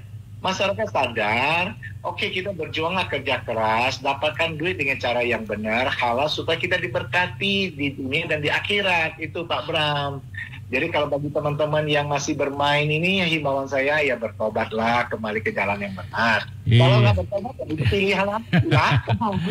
Ya, makanya ada istilah di Inspirasi Prabu itu menggembar-gemborkan besar Pak, berkah dan mesari. Jadi berkat dan mesari sendiri artinya berkah ya. Jadi double berkah jadinya keinginannya ya. Dan kemudian Pak Afi bisa dijelaskan sampai sejauh mana posisi dan peran pemerintah seharusnya melakukan sebuah edukasi. Adakah lembaga-lembaga khusus yang rutin mengedukasi masyarakat terkait sebuah investasi, baik itu bernuansa perbankan, asuransi, koperasi, produk-produk dan lain sebagainya? Ya, pemerintah sudah melakukan tugasnya Pak dengan baik, walaupun hasilnya belum maksimal. Ya, kenapa? Karena adanya Satgas waspada investasi. Tetapi Satgas ini kan juga punya kelemahan. Kelemahannya Pak, informasi-informasi yang diterimanya kadang-kadang itu terlambat. Bisa juga informasi-informasi yang diberikan itu mungkin tidak benar, dalam arti tidak akurat. Ya, sehingga dalam bertindak pun juga mungkin ada kesulitan. Selain itu juga Baris Krim juga sudah melakukan, mungkin yang saya katakan itu belum maksimal. Law enforcement-nya itu belum kuat dan hukumnya itu belum jelas. Harusnya dibuat hukumnya lebih efektif kayak Ponzi gitu kan. Ponzi di hukumnya itu butuh seumur hidup. Bahkan dia meninggal aja hukumannya belum selesai kan. Nah, itu jadi betul-betul harus ada satu kejelasan. Selama itu belum, memang agak repot. Karena orang masih berani bermain-main. Nah, terus juga masyarakat juga harus lebih waspada. Ya, lewat asosiasi ini kita mengedukasi masyarakat. Lewat perusahaan-perusahaan masing-masing kita bersainglah dengan baik, bersainglah dengan cara kolaborasi. Kami di asosiasi tidak pernah bersaing Pak. Banyak orang yang Bapak tuh bisa dekat dengan si A, si B ini. Enggak, kita selalu dekat kok. Di pengurus ini kita dekat sekali satu dengan yang lain. Kita nggak pernah bicarakan, oh gimana ini? Ya, yang kadang-kadang yang ribut itu kan justru membernya Pak. Ada yang saling meribut, ini saling ini, di kita aja fine-fine aja kok, kita nggak pernah ya. Nah, itulah kelebihannya. Jadi satu adalah bagaimana kita menciptakan industri direct selling ini lebih kondusif. Satu, kedua kita meyakinkan masyarakat bahwa peluang bisnis yang terbaik itu ada di direct selling multi level marketing khususnya ya. Nah, inilah bisa menciptakan masa depan kita yang lebih baik itu Pak Pram. Jadi kalau bertindak semua juga sama Pak tim Pak. Cuma kebetulan saya ada di Radio Global dan hari ini kita khusus bicarakan mengenai investasi bodong yang banyak orang sudah jadi korban, ciri-ciri seperti apa, money game, skema Ponzi, yang kadang-kadang juga binary ini juga karena ikut-ikutan Pak. Binary itu apa? Binary ini saya mau katakan gini Pak Pram. Binary ini menyerempet. Ya. Sekarang dia ada di yang benar, sekarang dia ada di, jadi kalau saya lihat kebanyakan binary ini kebanyakan, walaupun tidak semua ya, jadi jangan tersinggung dulu ya. Ada binary yang bagus, tapi kebanyakan binary itu di posisi abu-abu, jadi bisa kamu ke sini karena diselewengkan oleh leader-leadernya dan sebagainya. Tapi kalau MLM murni kan nggak bisa. Kedua juga harus ada ketegasan dari perusahaan. Nah, saya sudah katakan kalau Cakap ini sangat tegas, sistemnya tidak boleh ada dualisme, tidak boleh ada sistem di dalam sistem. Jadi kalau ada sistem dalam sistem kita akan ditindakkan. Jadi semua sistem cuma satu dan itu adil, fair. Bagi siapa yang berjuang itu dapat lebih besar daripada bukan orang yang lebih dulu bergabung. Nah, jadi semua ini adalah kembali kepada sistemnya Pak. Tapi kalau binary ini kalau binary yang tidak ada tutup poinnya, tidak ada belanja, nah itu hati-hati. Tapi karena ada binary yang hanya kamuflase, ya tutup poin itu hanya pilihan. Kalau Anda nggak mau tutup pun boleh dapatkan ada plan A, plan B, ya kan. Nah, jadi banyak sekali cara-cara yang mereka lakukan, ya. Bahkan banyak yang membuat itu money game bukan, MLM bukan di tengah-tengahnya, ya. Jadi kadang-kadang ya sulit untuk diberantas, saya katakan, ya bukan berarti pemerintah tidak mendukung, Pak. Pemerintah sudah mendukung, ya. Bahkan sudah ada satgas waspada, bahkan ada tindakan baris krim, ada polisi mengadukan, bisa ada, bahkan ada hukumnya, undang-undang, bahkan ada permendaknya. Tetapi masalahnya belum maksimal, ya. Jadi kenapa? Karena keterbatasan petugasnya juga, saya katakan keterbatasan, sehingga kadang-kadang inilah perlu kita masyarakat harus mendukung, ya. Nggak bisa kita berharap sepenuhnya pada pemerintah. Saya sudah katakan jangan berharap sepenuhnya pada pemerintah. Mari kita dukung pemerintah untuk mengatasi ini semua. Makanya di APRI ini kita kerjasama dengan pemerintah. Oke. Kemudian apakah APRI juga menempatkan sebuah syarat-syarat bahwa mereka yang secara teknologi internet ini boleh masuk dengan syarat-syarat seperti apa? Kemudian jelas Pak, kita punya aturan mainnya, kode etiknya jelas, produk kalau dia ada produknya harus ada garansinya. Kalau konsumen beli atau distributor beli tidak puas bisa dikembalikan. Kalau dia bergabung jadi member, kalau dia merasa dipaksa dia boleh laporkan, boleh kembalikan. Semua ada jelas Pak, kode etiknya semua jelas. Terus sistem payout-nya juga jelas, ya. Bonusnya ini kalau Anda belanja ini semua itu ada jelasnya Pak. Ya, semua ini pasti jelas. Kalau di APRI itu sangat strict, Pak. Sangat strict. Makanya penambahan member baru di APRI ini tidak asal nampung langsung masuk. Iya. Kita lebih mengutamakan kualitas di samping kuantitas, ya. Iya, jadi memang ada sebuah bisnis yang ketika ditanya apakah sudah jadi APRI? Oh, masih dalam proses. Apakah sudah punya izin dari ini dan itu? Oh, masih proses. Dan kemudian apakah ini ada izin BPOM-nya? Oh, masih proses gitu. Nah, kalau dengan aliran masih proses ini, saran Bapak gimana? Ya, sebenarnya APRI itu mempermudah, Pak. Tidak pernah istilahnya prosesnya berbulan-bulan, Pak. Nggak mungkin. Ya. Jadi itu hanya akal-akalan orang aja. BPOM pun sekarang itu pun juga nggak lama prosesnya. Ya. Orang itu kan nggak kebelet. Itu istilahnya kebelet. Oh, kita mau cepat gerak nih sebelum. Jadi alasannya jual dulu barang, bilang oh BPOM-nya lagi proses, asosiasi lagi proses, ya kan. Nah itu biasanya itu tergantung etika dari pelaku, Pak. Kalau punya komitmen satu, kita akan pasarkan produk, semua pun tidak akan kita pasarkan satu produk sebelum izinnya jelas, BPOM-nya jelas, UPN jelas, semua itu harus jelas baru kita pasarkan. Nah. Itu kembali kepada etika pengusahanya, Pak. Oke, Pak. Kita produk kita nggak ada, semua itu jelas, Pak, harus ada. Oke, Pak, kita umumkan dulu agen-agen Blesti, Pak, ya, dan Bapak silakan istirahat dulu, mohon izin. Nanti kita bicara tentang sesuatu yang beda, Pak. Oke ya, baik. Terima kasih, dan kawan global jangan lupa untuk membeli ataupun juga bertanya seputar dan sekitar teh hitam Blesti. Silakan hubungi untuk di wilayah Padang Sambian Ibu Lydia dengan nomor HP atau WA 0877 6181 8005.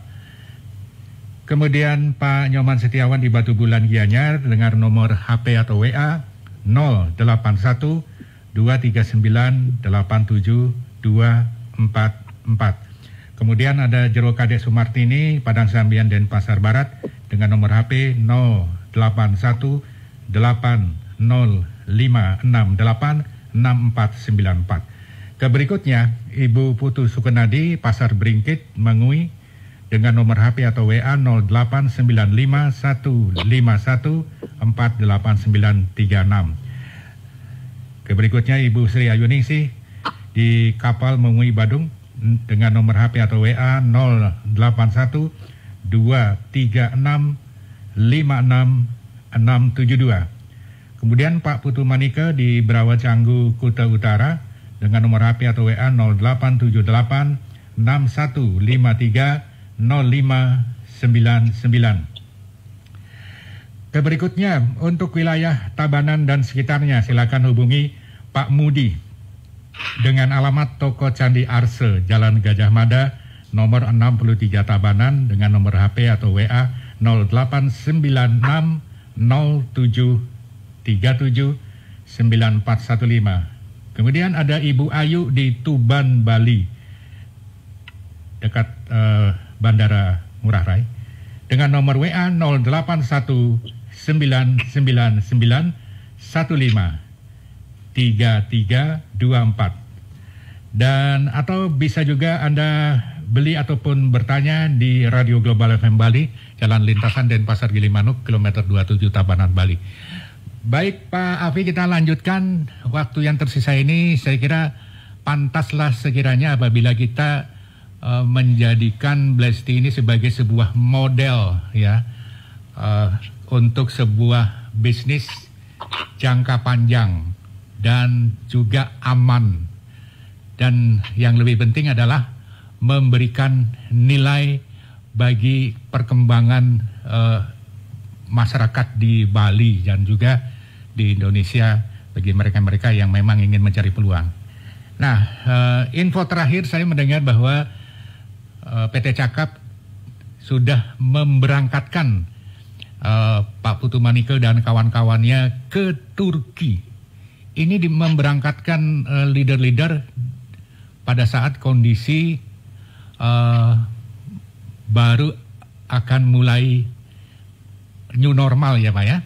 Nah, kemudian bagaimana kebijakan pemerintah Turki dan bagaimana strategi dari PT Cakap sendiri ini bisa menjadikan sebuah motivasi bagi kita.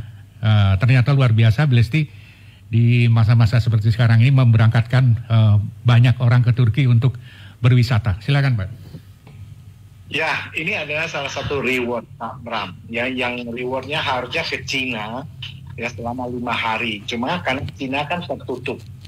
Jadi mungkin saya tanya agennya teman saya di Cina, dia kata Pak 2-3 tahun lagi belum tentu bisa dibuka untuk umum. Betul. Jadi akhirnya daripada kita upgrade, kita tantangan mereka yang capai ke Cina, kita upgrade ke Turki selama 10 hari. Dari tanggal 9 kemarin sampai tanggal 19 Turki. Nah, kebijaksanaan Turki ini open Pak. Turki open, jadi kita masuk ke Turki nggak perlu di karantina. Ya, jadi Turki buka. Memang dari dulu Turki buka dan banyak orang Indonesia Turki. Nah, cuma masalahnya pemerintah Indonesia saja yang karantina. Jadi pulang dari Turki 10 hari, mereka harus karantina 8 hari di Indonesia. 8 hari ya? Oh, ya, jadi Pak Putu. Ya, nah tapi semua biaya karantina, semua PCR, semua biaya yang lainnya perusahaan yang tanggung. Luar biasa. Nah, PCR masuk ke Indonesianya waktu saat karantina dia yang bayar, ya, yang lainnya waktu perginya perusahaan bayar tiket pesawat makan semuanya selama 18 hari. Ya, nah setelah selesai karantina dari Jakarta, langsung peserta sebagian akan berangkat lagi ke Pulau Anyer, ikuti National Leadership Training, National Leader Meeting, plus NBCO Meeting, ya, di Anyer selama 3 hari. Jadi Pak Putu sampai tanggal 28 tuh. Oh iya, jadi sabar, teman-teman doain Pak Putu, terutama Ibu Kris, ya, sabar, doakan supaya semua lancar, ya kan. Nah, itu yang kita upgrade. Nah, semua biaya kita upgrade, termasuk asuransi perjalanan. Seandainya kalau mereka ini kena ya kita nggak berharap lah ya, kita tidak mengharapkan. Kalau misalnya kena COVID di sana, itu akan ditanggung semua biayanya, itu semua. Jadi mereka berangkat ini cuma ya bawa koper, bawa paspor. Bawa diri sama paspor itu aja. Nah, mereka sudah sampai. Saya pantau tadi pagi mereka udah sampai ya, tanggal 10 di Dubai transit, shopping, malam udah sampai. Nah, tapi saya nggak ikut Pak Bram karena saya kangen sama talkshow Radio Global, itu satu. Saya nggak ikut. Kedua, dan juga saya baru pulang juga Pak Bram. Saya juga nggak mau kalah Pak. Mereka berangkat, saya juga berangkat ke Padang. Oh, Padang. kepada special training ya. Saya kali ini lebih menjagalah jaga kandang dan di Indonesia aja, mainnya di Indonesia aja. Kenapa? Karena satu, Turki saya juga udah pernah pergi. Kedua, saya tipe orang saya nggak betah Pak kalau dikurung Pak. Jadi saya orangnya selalu bagai dikurung ya. Jadi kalau dikurung daripada dikurung kan mending saya jalan-jalan. Nanti minggu depan saya ada di Kendari Pak. 15-17 di Kendari, pulang dari Kendari nanti 21, 22, 23 ada di Jambi, nanti 29, 30 sampai tanggal 4 November ada di Bali ya. Jadi saya juga ikut jalan Pak, cuma jalannya dalam negeri aja. Iya. Ya. Ini jalannya tentu bukan jalan sembarangan nih Pak ya. Jalannya konsolidasi ya. Yang jalannya berikan special training Pak. Oh iya. Kemarin di Padang kita buatkan special training, sangat antusias. Begitu selesai mereka langsung praktekkan apa yang saya sharingkan, yang saya kerjakan. Ya, inilah bisnis harus ada aktivitas Pak Bram. Menarik sekali Pak kalimat Bapak ini. Bisnis harus ada aktivitas. Berarti bisnis itu juga harus ada gerakan ya Pak ya. Betul. Walaupun gerakannya agak pelan, lama-lama kenceng gitu ya. Nah sekarang bagaimana Bapak membuat sebuah strategi sehingga PT Cakap ini mampu tepat janji memberikan rewardnya, memberikan sebuah penghargaannya, dan apakah ini strategi menggunakan sistem MLM murni atau Bapak mengeluarkan sebuah ilmu-ilmu seperti apa sehingga ini bisa tepat waktu? Ya, bagus sekali ini maksud apa pertanyaannya, sekaligus tahu satu sistem ini agak sedikit beda dari umumnya Pak.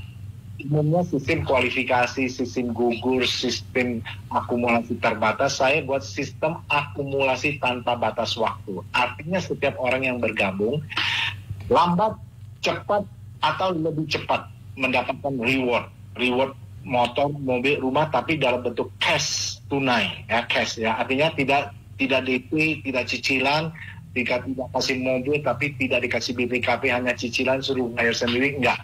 Jadi ini cash semua. Ya.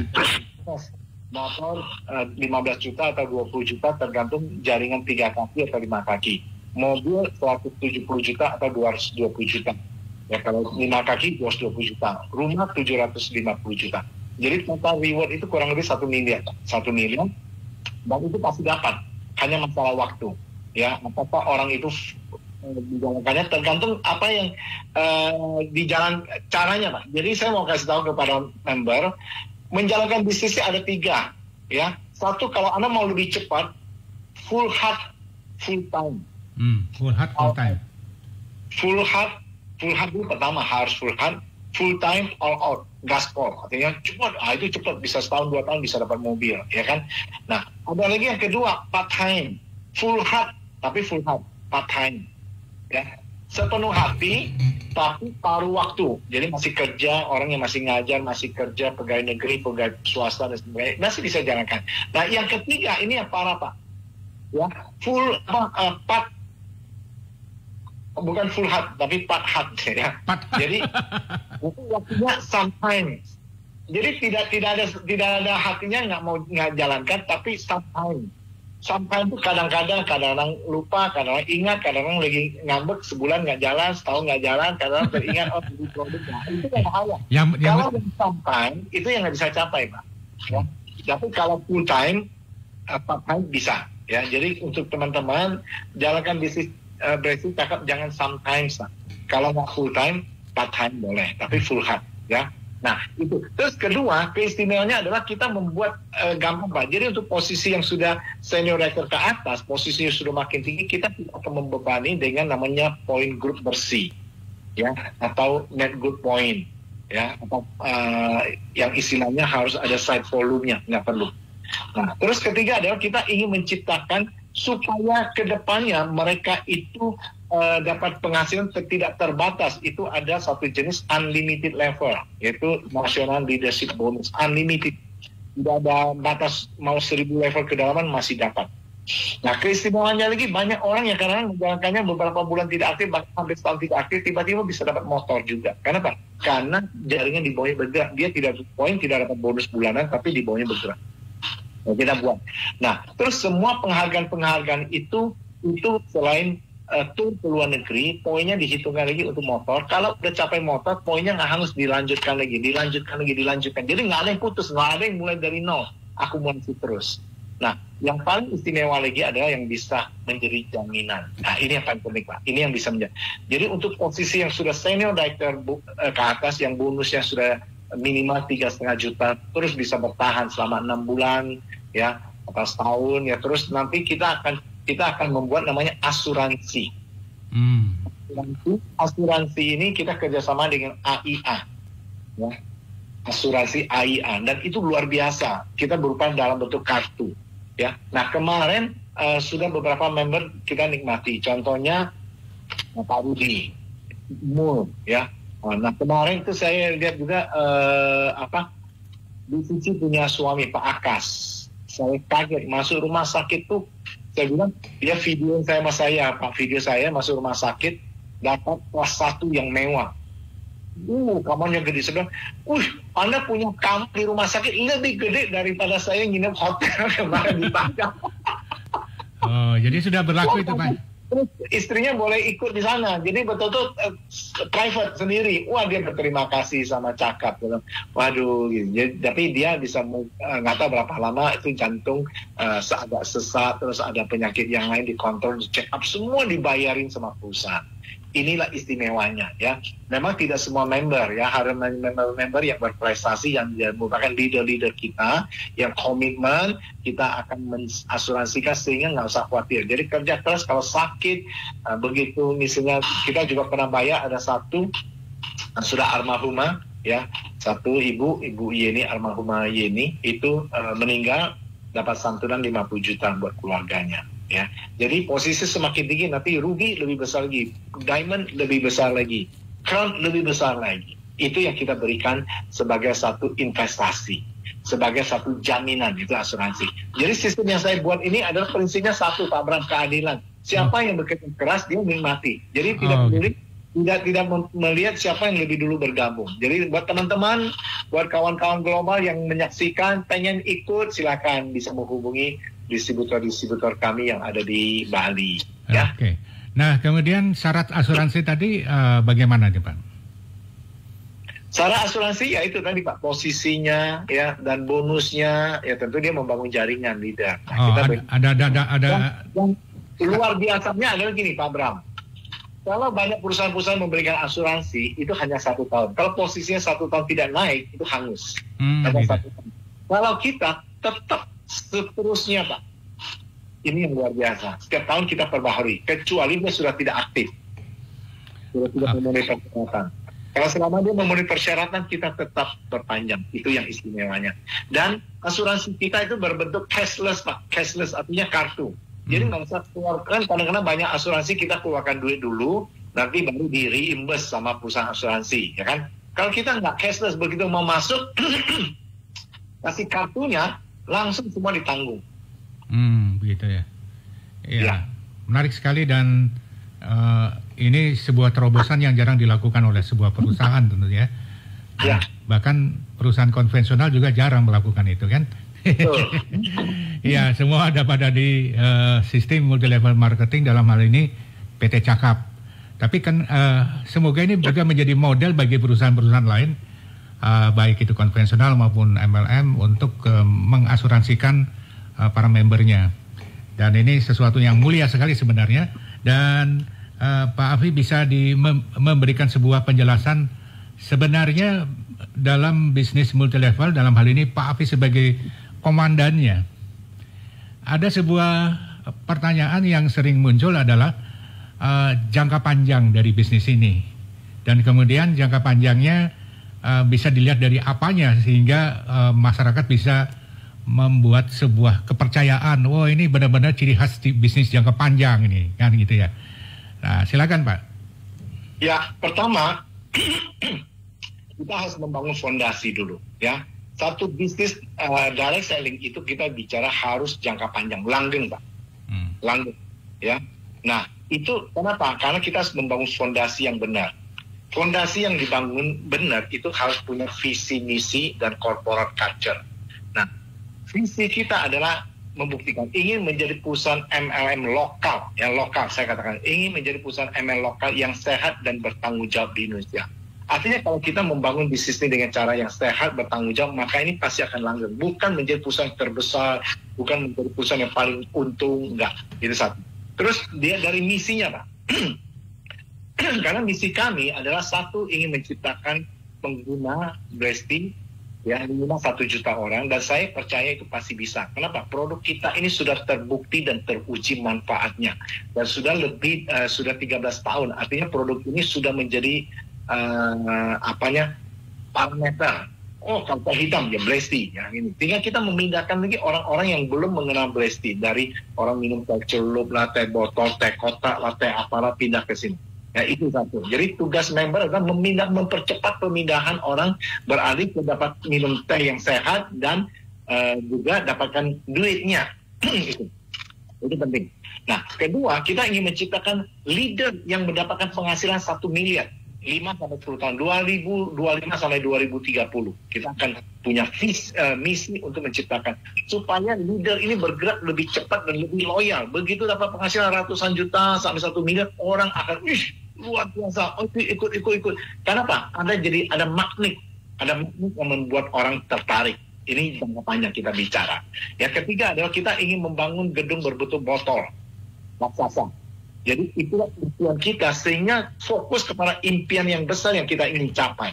Jadi kita tidak lagi bicara keuntungannya apa, membernya apa, tapi kita akan menggerak aja seluruh leader-leader kita, aja seluruh member-member kita juga ikut. Nah, untuk mempercepat itu juga, saya bisa menganjurkan, kita sekarang sudah punya Instagram yang baru, yang menarik, bisa menarik banyak anak-anak muda yang gabung, banyak orang komentar, Pak, Instagram sekarang ini sudah sangat menarik. Nah, mungkin kalau ada yang mau tahu, catat, Instagram official resmi Cakap itu adalah Blesti Official ID. Ya, Blesti Official ID. Buka di sana, itu ada beberapa, itu bisa sebarkan sebanyak mungkin kepada prospek-prospek, member-member, follow. Nah, selama ini kan sebagian besar member-member kita itu tidak main IG, atau ada IG tapi nggak tahu cara menggunakannya. Kemarin kita sudah mulai mensosialisasi. Yang ternyata luar biasa Pak Bram. Saya kaget juga yang selama ini nggak pernah terjadi. Hanya dalam beberapa hari ini sudah ada 50 orang yang follow. Yang lainnya sudah ada ya. Jadi kita hanya follow sebanyak-banyaknya, follow. Forward ke yang lain follow. Forward WA-nya ke yang lain follow. Supaya orang makin mengenal. Satu. Kedua, depannya nanti IG kita akan dijadikan sebagai informasi.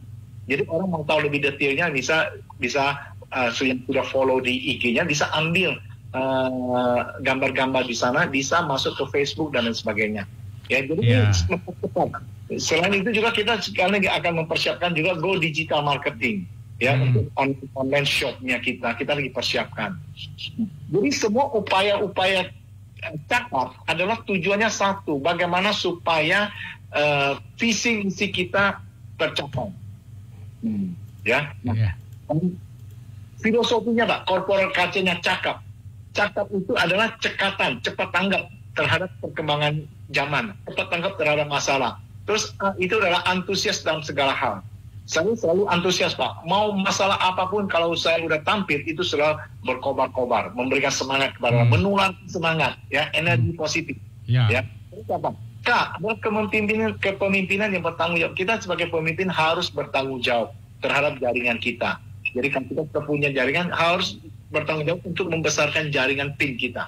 Nah, terus A, akuntabel supaya dapat dipercaya, ya. Baru P, peduli akan diri sendiri, keluarga, lingkungan, masyarakat, dan seluruh masyarakat Indonesia. Itu. Nah, jadi itulah yang kita selalu ingin menerapkan filosofi corporate culture ini, membangun dan dengan misi yang kedepannya jelas. Nah, tentu ya perlu proses, perlu kerja keras, perlu pengorbanan, perlu dukungan dari semua pihak untuk mewujudkan impian kita bersama. Nah, saya berharap lewat talk show Radio Global makin banyak orang mengenal. Lewat Zoom meeting juga, malam ini kita juga ada Zoom meeting. ya jam 7.30 ya. Setiap Senin, setiap Sabtu ada Zoom meeting. Jadi kita membuat masyarakat member kita makin bergairah.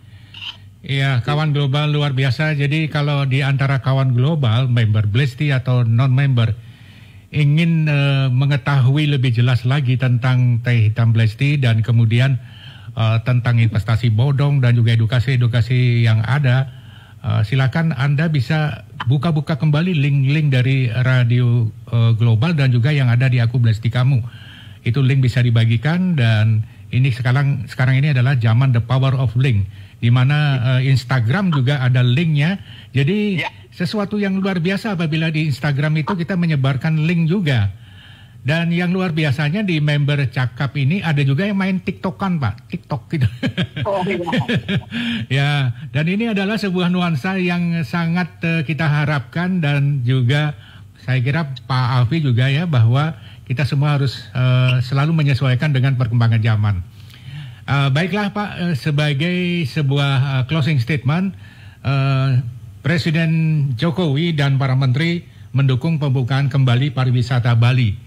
Dan silakan Bapak bisa memberikan sebuah andil pemikiran bagaimana Blesti di sini berperan untuk maraknya kembali pariwisata yang akan datang ini di Bali. Ya, selamat kepada masyarakat Bali, tetap bangkit, pasti bisa. Yang tanggal 14 Oktober ini akan buka dunia internasional. Pesan saya adalah mari kita kerja lebih serius, mari kita kerja bangkit daripada keterpurukan selama ini, dan kita optimis menyongsong masa depan, dan juga tetap menjaga protokol kesehatan ya, karena ini penting. Pandemi masih belum berlalu, tetap kita jaga dengan keyakinan kita, dan kita terus berjuang ya supaya masyarakat kita bisa bangkit. Kontribusi Blesti di Bali ini sangat besar. Saya sangat yakin karena Bali ini buat saya adalah jendela dunia. Ya, jendela dunia. Kalau kita mau lihat dunia, kita ke Bali, akan ketemu banyak bangsa-bangsa dari seluruh dunia akan datang, dan di saat itulah peluang kita sangat terbuka. Dan saya sangat yakin Blesti akan go to bangsa-bangsa. Blesti akan ke bangsa-bangsa yang lain, negara-negara yang lain. Karena mereka membutuhkan teh asli Indonesia yang kualitasnya luar biasa. Saya sudah ketemu beberapa orang pengusaha-pengusaha dari luar, mereka katakan teh kita ini luar biasa. Jadi berdasarkan dari keyakinan itu, apa yang kita perlu perjuangkan itu adalah kita tetap harus berjuang, Pak Bram. Ya, karena apa? Menciptakan masa depan kita lebih baik, menciptakan namanya free enterprise dengan financial freedom, bebas keuangan dan kebebasan waktu. Itulah yang kita harapkan ya. Jadi saya yakin pasti bisa. Apalagi Blesti ini sangat dibutuhkan orang ya. Kenapa saya katakan demikian? Karena setiap orang yang minum Blesti tidak mungkin bisa terlepas daripada ini. Jadi kan Blesti sebagai minuman gaya hidup sehat supaya ini jadi besar, berkah dan besar buat masyarakat Bali. Luar biasa. Talkshow kali ini. Dan terima kasih Pak Bram sudah setia mengunjungi Blesti, dan juga terima kasih kawan global yang ada di seluruh bukan hanya Bali saja tapi seluruh dunia yang menyaksikan, dan juga terima kasih buat member-member Cakap yang ada di seluruh Indonesia. Salam sehat dan salam sejahtera. Tuhan memberkati. Sampai jumpa, sukses selalu.